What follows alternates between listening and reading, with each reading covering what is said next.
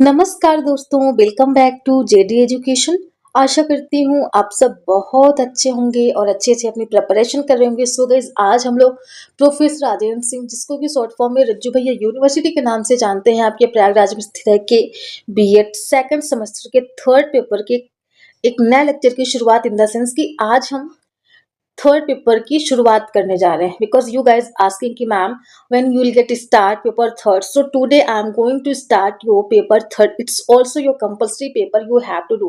Okay, you can't skip. So अभी तक आपका पेपर वन एंड सेकंड की क्लासेस रेगुलरली अपलोड हो रही, so today itself I am going to start your paper third as well, so you will get everything from here. And अगर आप channel पर first time आए हैं guys, so please channel को subscribe करके रखिएगा, क्योंकि आने वाले समय में ना बीएड रिलेटेड जितनी भी इंफॉर्मेशन होंगी, जितने भी अपडेट्स होंगी, जितनी भी क्लासेस होंगी, हम पूरी कोशिश करेंगे कि हाँ आप तक इजीली पहुंचा पाए। सो please join the channel. And आपने क्या करना है, अगर आप चैनल को सब्सक्राइब करके रखेंगे तो आने वाले समय में बीएड से रिलेटेड जितनी भी इंफॉर्मेशन होंगी, जितनी भी अपडेट्स होंगी, जितनी भी क्लासेस होंगी एंड ऑल, हम पूरी कोशिश करेंगे कि हाँ आप तक इजीली पहुंचा पाए। सो प्लीज आपको सब्सक्राइब करके रखना है। एंड जिन्होंने सब्सक्राइब करके रखा है उन्होंने क्लासेस देखी है, देन डेफिनेटली इट्स गुड। अगर जिन्होंने नहीं देखा है, सो आपने क्या ही किया, अगर आपने क्लासेस नहीं देखी, भाई क्लासेस देखना तो कंपल्सरी है, because your exam is also going to happen after April and before like May, sorry like last में के पहले आपका एग्जाम हो जाएगा। तो अब से अपने क्लास को कंटिन्यू स्टार्ट कर देना है। एंड इसी के साथ want to inform you all कि आपका थर्ड सेमेस्टर का रिजल्ट आउट हो चुका है। सो आपका जो फर्स्ट सेमेस्टर का आपने एग्जाम दिया है, उसका भी रिजल्ट बहुत जल्दी अपलोड होने वाला है, आई मीन रिलीज होने वाला है। सो प्लीज उसके लिए अपनी कमर बांध के, अपनी पेटी को कस करके बांध करके रखिएगा। And best of luck for all, God bless you all कि हाँ डेफिनेटली आपने अच्छा किया है एंड आप लोग डिजर्व करते हैं एक अच्छे रिजल्ट की, और वो आपको मिलेगा भी। सो आपने क्या करना है, सिंपल सा, जैसे आपने फर्स्ट सेमेस्टर में अपनी प्रिपरेशन करी थी, वैसे आई वांट कि आप लोग अपने सेकंड सेमेस्टर में भी अच्छी प्रिपरेशन करें एंड अच्छे से एग्जाम को फोड़ करके आए। So it's all about. And one more thing कि अगर अभी तक आप हमारे साथ नहीं जुड़े हैं, कहाँ पर, व्हाट्सएप एंड टेलीग्राम पे गए, so please join our Telegram channel, WhatsApp channel as well, because ना every classes links, notes, PDF, information and all everything हम वहीं पे शेयर करते हैं। सो आई वांट कि आप उससे जुड़े, उसका बेनिफिट भी आपको मिले। So you have to join our Telegram channel and we will talk there as well, because there are like many more members join. तो उन्होंने क्या करना है, वो बात भी करते हैं, आई मीन जो भी कोई डिस्कशन होता है, कोई भी क्वेरी होती है, वो आपस में रिजॉल्व भी हो जाती है। तो आई वांट कि यहाँ भी उसका हिस्सा बने। इसी पॉजिटिव अफर्मेशन के साथ want to say thank you all guys, because ना you guys supporting too much. Thank you so much guys, thank you so much, thanks for your love, for your support. ऐसे हम लोग एक दूसरे का support करते रहेंगे और आगे भी बढ़ते रहेंगे। Let's learn together and enjoy learning. इसी के साथ आइए अपने अपने लेक्चर की शुरुआत करते हैं। एज यू गाइज नो कि आपका ये आज पेपर थर्ड की हम लोग शुरुआत करने जा रहे हैं। Best of luck for me, for you as well, I mean for all of us. तो हमारे जी इस पेपर का नाम है, आपको पता है, इसका हमने सिलेबस भी बनाया हुआ है। अगर आपने सिलेबस को नहीं देखा है तो उस वाली वीडियो को प्लीज जरूर से देखिए। एंड हमारे जो पेपर का नाम है, ये child and adolescent development means बाल एवं किशोर विकास, बिल्कुल यही हमारा पेपर का नेम है। तो आज हम इसी से ही रिलेटेड सारी चीजों को करेंगे, देन डेफिनेटली हम लोग धीरे धीरे आगे बढ़ते चलेंगे। आइए हम लोग अपने लेक्चर की शुरुआत करते हैं। सबसे पहला, इसका अर्थ क्या है, मीन्स बाल एवं किशोर विकास क्या है क्या नहीं है, तो इसको हम लोग एक बार देखते हैं। So child and adolescent development is the process, या एक वैसी प्रक्रिया है, कैसी कि through which a child undergoes systematic change, है ना, यहाँ पर एक वर्ड देखने को मिल रहा है हमें, systematic change in physical, cognitive, emotional, social and moral aspects from birth to adolescence. अगर यहाँ पर हम बोले ना कि फ्रॉम, जब वो वोम में होता है, मीन्स माँ के गर्भ में होता है, वहां से लेकर के एडल्सेंस तक, तो ये सारी बात इसमें भी समाहित की जाएंगी, बट स्टिल हमें बर्थ टू एडल्सेंस को देखना है। फिर these changes helps the child adopt the environment and develop a unique personality. Child and adolescent development मतलब बाल एवं किशोर विकास, वह एक ऐसा प्रोसेस है, एक ऐसी प्रक्रिया है थ्रू विच, जिसके द्वारा एक बच्चा जो होता है वो अंडरगोज द सिस्टमैटिक चेंज। एक क्या होता है, एक सिस्टमैटिक मीन्स एक प्रकार से बोल सकते हैं कि एक व्यवस्थित परिवर्तन आता है बच्चे में, जिसमें हमें क्या क्या चीजें, बच्चे का शारीरिक विकास इन द सेंस कि उसका हाथ पैर, उसके उसके लंग्स वगैरह, जो इंटरनल और एक्सटर्नल ऑर्गन्स हो गए, जो हमारे जो साइज में डेवलपमेंट होता है ना और वेट में, प्लस इसी के साथ हमारा जो इमोशनल डेवलपमेंट होता है, मीन्स जो हमारी इमोशंस होते हैं, जो हमारी भावनाएं होती हैं, जो हमारी फीलिंग्स होती हैं। और वहीं पे बात करते हैं अगर इमोशन डेवलपमेंट की ना, तो इसमें हमारा जो डैनियल गोलमैन है ना, उन्होंने पूरा इमोशनल इंटेलिजेंस कॉन्सेप्ट दिया, बट वो हमारे से इतना रिलेटेड नहीं है, अगर आएगा तो उसको हम देखेंगे। फिर कॉग्निटिव डेवलपमेंट, अब बात हम अगर कॉग्निटिव डेवलपमेंट की करते हैं ना, तो यहाँ पर पता है higher, HIGHER, higher mental development की बात होती है। मतलब इसमें क्या क्या चीज़ें हमें देखने को मिलती है, इसमें हमें देखने को मिलता है कि मेमोरी, परसेप्शन, जो कि हम लिख के बताते हैं। अगर कॉग्निटिव की डेवलपमेंट की बात में, हायर ऑर्डर थिंकिंग, हाँ इसको ऐसे बोल सकते हैं। इसमें हमारा मेमोरी, थिंकिंग, उसके बाद आपका परसेप्शन है ना, उसके बाद आपका जो है वो लर्निंग है ना। तो ये सारी चीज़ें हमारी हायर ऑर्डर थिंकिंग, और यही हमारे कॉग्निटिव डेवलपमेंट की कैटेगरी में आते हैं। आई होप आपको समझ में आया होगा। फिर उसके बाद सोशल मीन्स सामाजिक विकास, व्यक्ति समाज में कैसे वो इन्फेंसी एज में आता है, फिर चाइल्डहुड, फिर एडोलेसेंस, मतलब वो कैसे समाज के नियमों को, तौर तरीकों को, मीन्स उसका जो सोशल हमारे जो क्राइटेरियाज होते हैं, जो सोशल नॉर्म्स होते हैं, जो वैल्यूज होती है ना, इन सबको हमें कैसे सीखना है, कहाँ पर हमें प्रणाम बोलना है, कहाँ पर नमस्ते बोलना है, कहाँ पर क्या करना है, कहाँ पे पैर छूना चाहिए, है ना, ये सारी चीज़ें हमें देखने को मिलती है। फिर मोरल एस्पेक्ट्स, मतलब बच्चे का नैतिक विकास। देखिए, एक कॉन्सेप्ट आपने सिगमंड फ्रायड का नाम सुना होगा ना।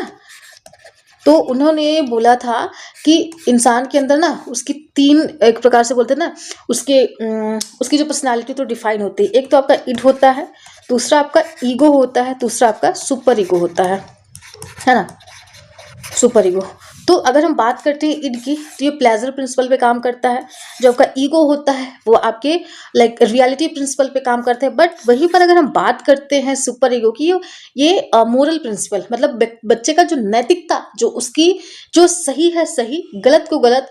और अगर कई बार समाज के प्रेशर में आकर के, समाज को देखते हुए हमें नैतिक निर्णय लेना चाहिए, तो हम उसको भी ले लेते हैं। तो वही हमारी यहाँ पर मोरालिटी की बात कर रही है ना। जैसे आपकी इसमें बहुत सारे साइकोलॉजिस्ट का नाम भी आता है, जैसे कोलबर की थ्योरी हो गई, है ना। इन लोगों ने मोरल डेवलपमेंट की बातें करी है। तो जैसे जैसे हम लोग आगे बढ़ेंगे वैसे देखते चलेंगे। तो वही ना, मोरालिटी मीन्स माता पिता का सम्मान करना, टीचर्स को अपने सम्मान देना। तो यही सारी चीजें aspects from birth to adolescence, मतलब जन्म से लेकर के किशोरावस्था तक, ये सारे आपका शारीरिक, और आपका कॉग्निटिव मीन्स होता संज्ञानात्मक, और आपका इमोशनल मीन्स होगा क्या, भावनात्मक, है ना।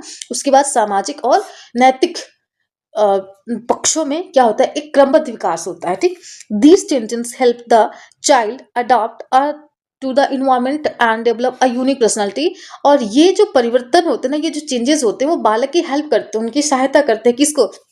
कि वातावरण के साथ समायोजन एवं व्यक्तित्व के विकास में सहायता करते हैं। मीन्स हमारा जिस तरीके से वातावरण होता है उसके साथ हम समायोजन कर पाए, और हमारे जो व्यक्तित्व का वो प्रॉपर डेवलपमेंट हो सके। तो इस तरीके से हमने देखा कि चाइल्ड एंड एडोलसेंट डेवलपमेंट का ये मीनिंग होती है। ठीक, अब हम लोग इसकी एक डेफिनेशन देख लेते हैं कि क्या है।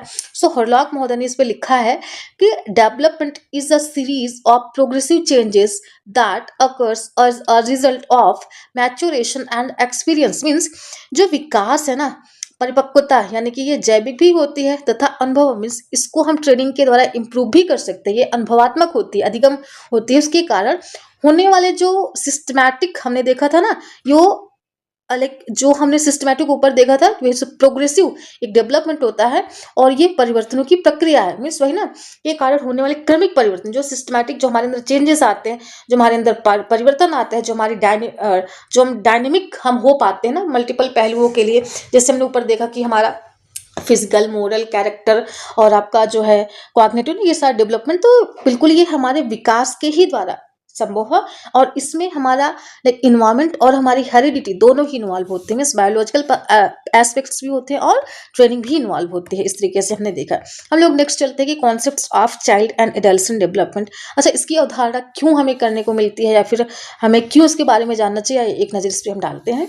The concepts of emphasises that development is not merely physical growth, मतलब जो ये कॉन्सेप्ट्स है ना, बस उसी पे जोर नहीं देता है कि व्यक्ति का उसका शारीरिक विकास हो जाए, मीन्स बच्चे का या एक बालक का उसका शारीरिक विकास हो जाए, बट लेकिन a comprehensive process involving behaviour, जो एक ऐसा ये एक प्रकार से कॉम्प्रिहेंसिव प्रोसेस है, एक ऐसी प्रक्रिया है जिसमें क्या होता है कि अपने आप में ये शामिल करता है किसको, बिहेवियर मीन्स व्यवहार को, हमारी जो थिंकिंग होती है, जो हमारे थॉट प्रोसेस होते हैं, जो हमारे इमोशंस होते हैं, जो हमारा सामाजिक रिलेशनशिप होता है, यानी कि सामाजिक संबंध, तो ये सबको अपने आप में क्या करते हैं, इन्वॉल्व करके चलती है, मीन्स इन समग्र का विकास होता है।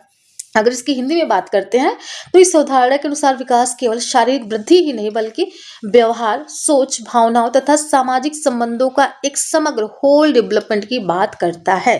So each stage of development prepare the foundation for the next stage. ठीक, विकास की प्रत्येक अवस्था अगली अवस्था की आधारशिला होती है। अब यहीं पर मैं बात करती हूँ एक साइकोलॉजिस्ट की, उनका नाम है एरिक एरिक्सन, है ना। एरिक एरिक्सन ने उन्होंने बोला था कि जो हमारा उन्होंने टोटल 8 स्टेजेस बताई है डेवलपमेंट की, ठीक, और उन्होंने इसमें हमें देखने को मिलता है कि हाँ सेम वर्सेस डाउट हो गया, फिर गिल्ट वर्सेस, मतलब ऐसे, तो उन्होंने टोटल 8 स्टेजेस बताए और उन्होंने बोला कि जब तक हम एक स्टेज पर नहीं विकास कर लेते तब तक हम सेकंड स्टेज पे नहीं जा सकते। अगर हमें इस स्टेज पे जाना है ना, तो हमें इस स्टेज और इस स्टेज की जो नीड्स है उसको फुलफिल करके ही जाना होगा, otherwise we can't move in next क्या कहते हैं स्टेज। और वैसे ही एक और हमारे यहाँ पे जो साइकोलॉजिस्ट है आपके अब्राहम मास्लो, उन्होंने टोटल ना हायरार्की थ्योरी जो बताई है, उन्होंने भी टोटल 5 नीड्स की बात करी है ना। आपकी सबसे पहले सिक्योरिटी नीड है, फिर सेफ्टी है, फिर लव एंड बिलोंगिंगनेस, फिर सेल्फ एक्चुअलाइजेशन है। तो इस तरीके से उन्होंने बोला कि हमें 1 बाय 1 सारे स्टेज को पार करते हुए ही हम ऊपर क्या कर सकते हैं, जा सकते हैं, अदरवाइज वी कांट।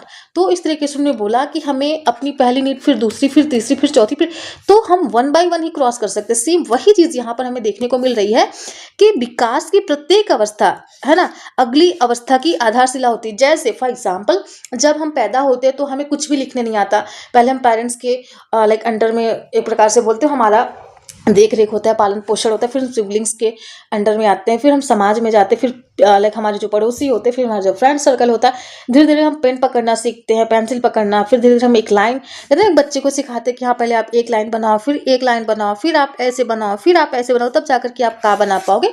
तो ठीक उसी तरीके से जैसे आपको ऐसे करना है तो ऐसे करना, तो हम धीरे धीरे सीखते हैं, फिर हम 2 वर्ड लिखते हैं, फिर हम लिखते हैं 3 वर्ड, तो इस तरीके से हमारा डेवलपमेंट पहले हमें, तो उसी सेम इसी तरीके से हम लोग 1 बाय 1 आगे बढ़ते हैं, और यही हमारा विकास का क्या है, एक कॉन्सेप्ट है, यही हमारी अवधारणा।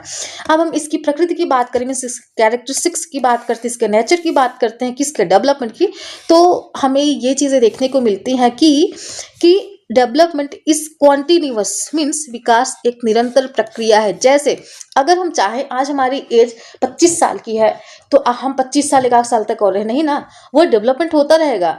वो जो हमारी लाइक शारीरिक परिवर्तन है, जो हमारा लाइक क्या कहते हैं ना, कॉग्निटिव डेवलपमेंट है, जो हमारा मोरल डेवलपमेंट है, वो कंटिन्यू होता ही रहेगा, है ना, वो दिन ब दिन बढ़ता ही जाएगा, तो वो कंटिन्यूअस प्रोसेस है। फिर डेवलपमेंट इस सीक्वेंशियल मीन्स विकास क्रमबद्ध होता है, मीन्स पहले हमने एक सीढ़ी चढ़ा, फिर हमने दूसरी सीढ़ी, फिर तीसरी, फिर चौथी, तो ये एक लाइक कॉन्टिन्यूअस और क्रमबद्ध, मतलब सिस्टमैटिक है।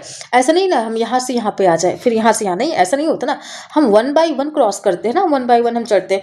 अब इसका ये मतलब जैसे 1 के बाद 2 ही आता है, फिर 2 के बाद 3 आता है, फिर 3 के बाद 4, 4 के बाद 5, तो इसका ये थोड़ी 1 के बाद 5 आ जाए, फिर इसके बाद 10 आ जाए, नहीं भाई, ऐसा हमारा डेवलपमेंट का प्रोसेस नहीं, ये हमारी सिक्वेंशियल प्रोसेस है, मीन्स 1 बाय 1 हमें चलना पड़ता है, और हम बिल्कुल इस तरीके से आगे भी बढ़ते हैं।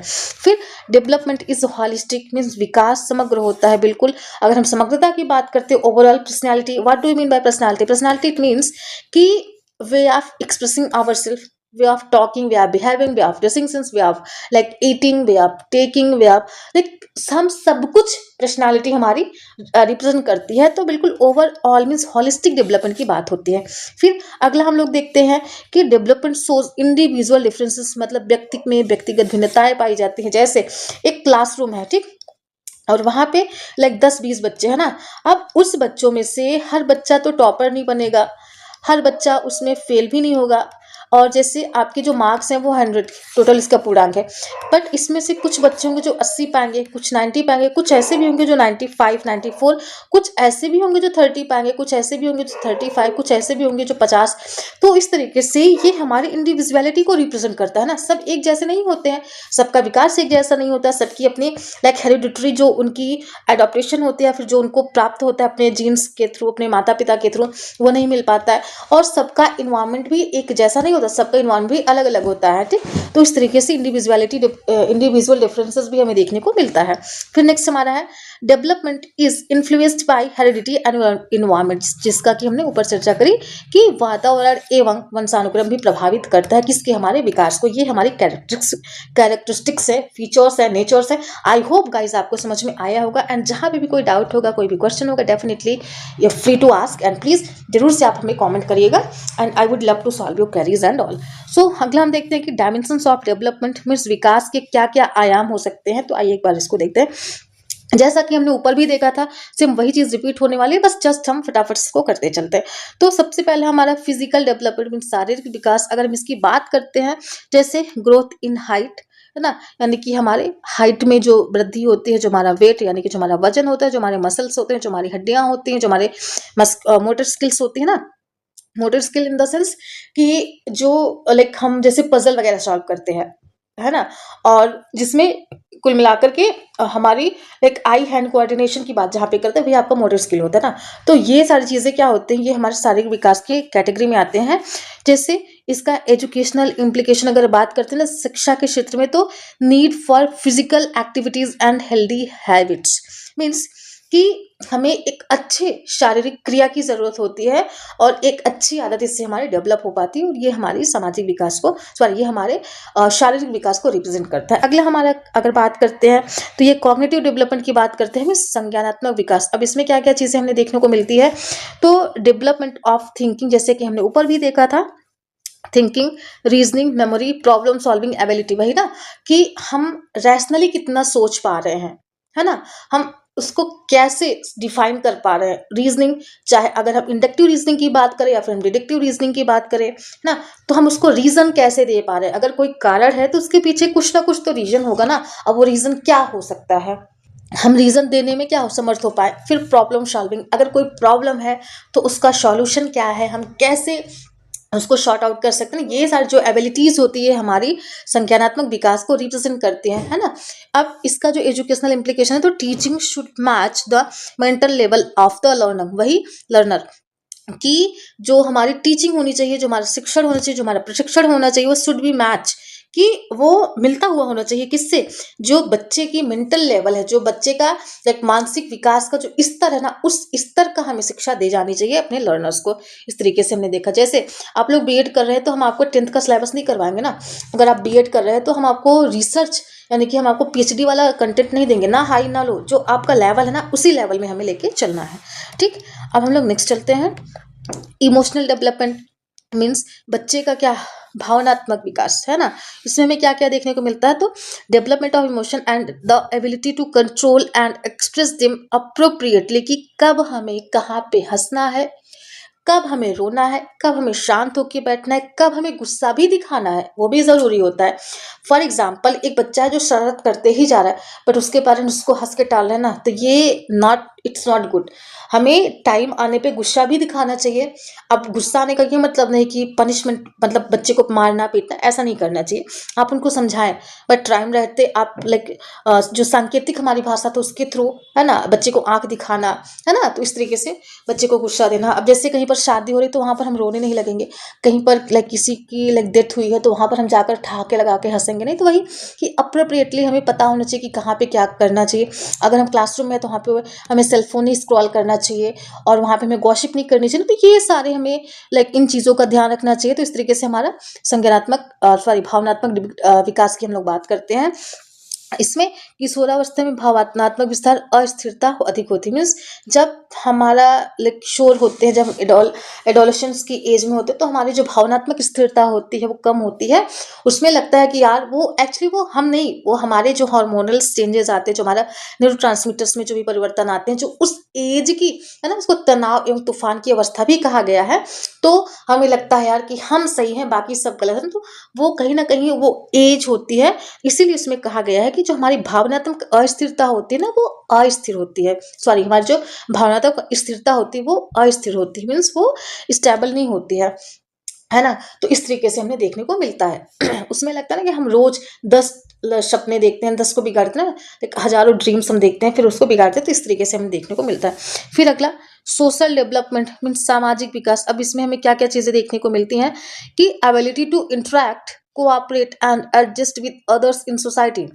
कि इसमें क्या क्या कि हमें लोगों से इंटरेक्ट, हम लोगों से इंटरेक्ट कैसे कर सकते हैं, उनसे मिल कैसे सकते हैं, उनका पैर छूना, अपने से बड़ों का, अपने से छोटों का क्या करना, उनको स्नेह देना, ये सारी चीजें। फिर अगर हम एक टीम में है ना, तो उसमें हमें कोऑपरेट करके चलना चाहिए। जैसे इंडिया हमारी टीम है ना क्रिकेट के लिए, तो कहीं ना कहीं हम एक दूसरे को कोऑपरेट करते हैं, बॉलर भी करता है, बैटर भी करता है, जो फील्डिंग होती है उसको भी, कीपिंग भी ना। तो सारी चीजें एक साथ में चलते हैं ना, तो कोऑपरेट करके। फिर adjust with others in society, कि कोई शॉर्ट टेम्पर्ड होता है, किसी को ज्यादा गुस्सा आती है, कोई ज्यादा हंसमुख होता है, कोई ज्यादा शांत रहता है, तो कोई ज्यादा बोलता है। तो फिर भी हम एक साथ एक टीम में रह करके, जो टीम वर्क होता है ना, उस पर हम वर्क करते हैं और आगे बढ़ते हैं। तो ये हमारा सोशल डेवलपमेंट होता है। एंड फाइनली जो हमारा नेक्स्ट डायमेंशन है वो क्या है, मोरल डेवलपमेंट मीन्स नैतिक विकास।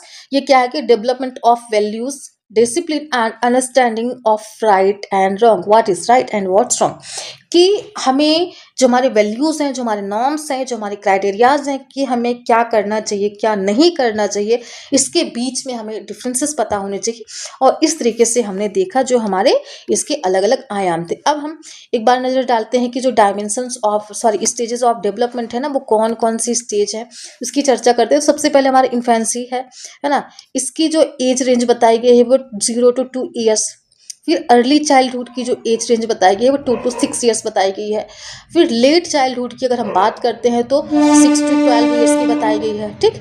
और वहीं पर अगर हम लोग बात करते हैं किसकी, एडोलेसेंस की, तो वहाँ पर ये जो हमारी एज का डे बताया गया है वो 12 से लेकर के 18 वर्ष तक का बताया गया है एज रेंज। तो आई होप आपको समझ में आ रहा होगा।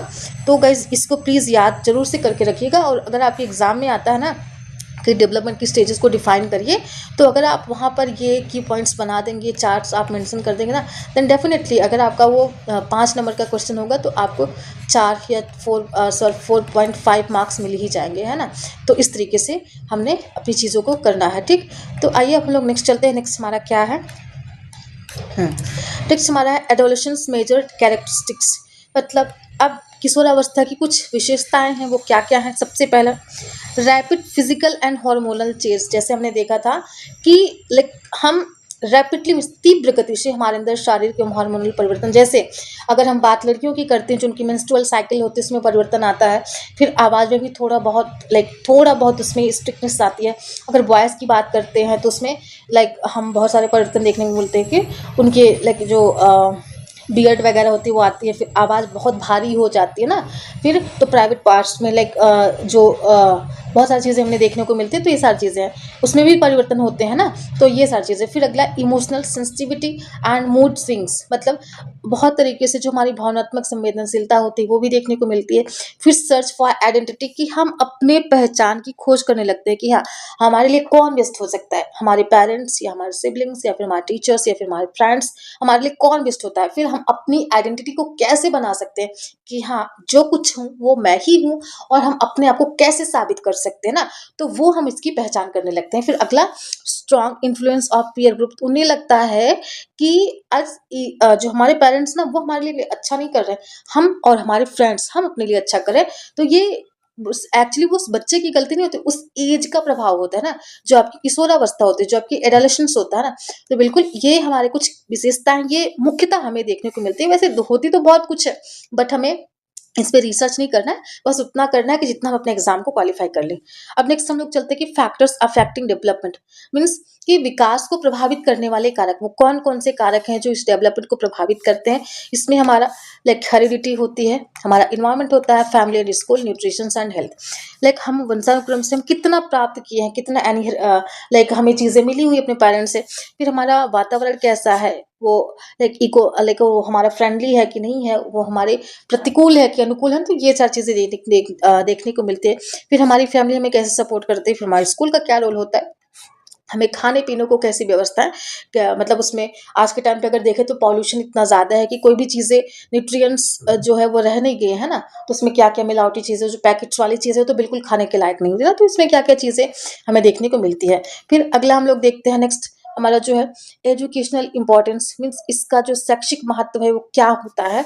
अगर हम बात करते हैं शैक्षिक महत्व की, तो understanding development helps teachers to, वो टीचर्स को क्या करता है कि अंडरस्टैंड लर्नर्स, कि वो बालक को समझने में उनकी हेल्प करता है।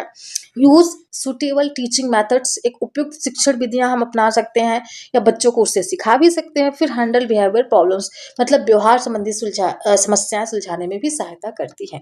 हम लोग अगर अगला देखते हैं तो child and adolescent development forms the psychological basis of education and helps in the holistic growth and of learners, मतलब बाल एवं किशोर विकास शिक्षा का एक मनोवैज्ञानिक आधार है।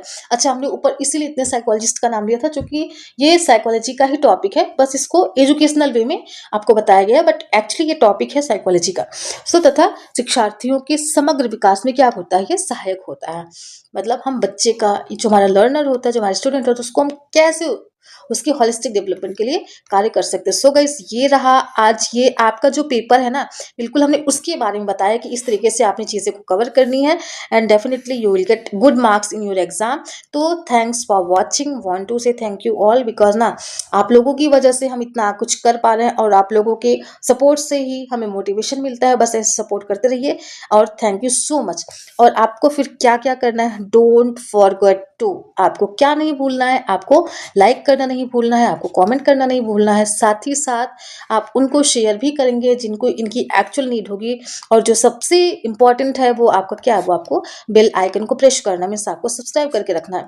अगर आप सब्सक्राइब करके रखेंगे तभी आपको टाइमली सारे नोटिफिकेशंस आ पाएंगी।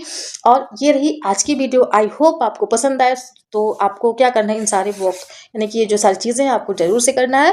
देन या it's all about and we will meet in next video. तब तक के लिए अपना ध्यान रखिएगा। Thank you so much guys, thank you so much.